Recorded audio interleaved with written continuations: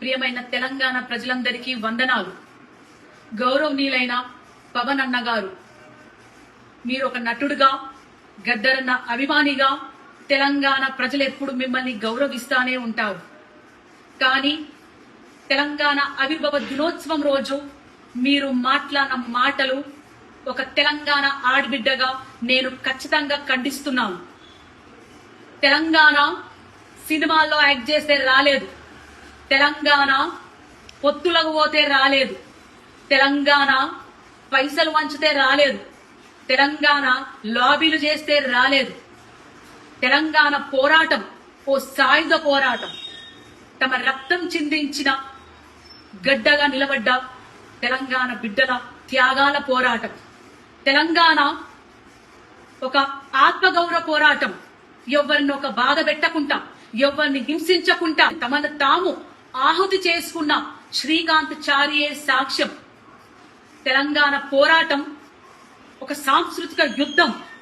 పాటలతోని, మాటలతోని ప్రజల్లోకెళ్లి, గడప గడపకెళ్లి ప్రజల్ని చైతన్యవంతం చేసిన పోరాట గాథలున్న చరిత్ర ఈ తెలంగాణ గడ్డ.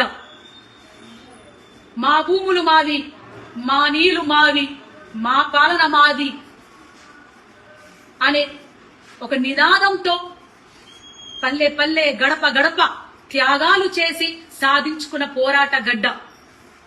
తొలి దశ తెలంగాణ పోరాటంలో 2000 పైన అమరులయ్యారు. అది ఆన్ రికార్డ్. కానీ ఎంతో మంది అడవిలో అన్నలు తెలంగాణ కోసం సపోర్ట్ చేస్తూ వాళ్ళని ఎన్కౌంటర్ చేయించబడ్డారు. అట్లాగే మలి దశ తెలంగాణ ఉద్యమంలో ఎంతో మంది విద్యార్థులు, 1200 మంది విద్యార్థులు అమరులయ్యారు. జేఏసీ ఆధ్వర్యంలో ఎంతో మంది గవర్నమెంట్ ఉద్యోగాలు తీసేశారు. ఎంతో మంది ఆడబిడ్డలు, తల్లులు తమ కొడుకులని, తమ బిడ్డలని నడవండ్రా బిడ్డ, మన తెలంగాణ మనది, మీరు ముందుకెళ్ళండి, పోరాటంలో భాగం కండి, మేం కుటుంబాలను చూసుకుంటాం అని వీరగాథలు నడిచిన తెలంగాణ మనది. ఎస్, మీరన్నట్టే ఈ తెలంగాణ గడ్డ మా అయ్యల జాగీరే. మీరన్నట్టే నిన్న తెలంగాణ గడ్డ మా అయ్యల జాగీరు, ఈ రోజు మా జాగీరు, రేపు మా భావితరాల బిడ్డలు తెలంగాణ వారసులు.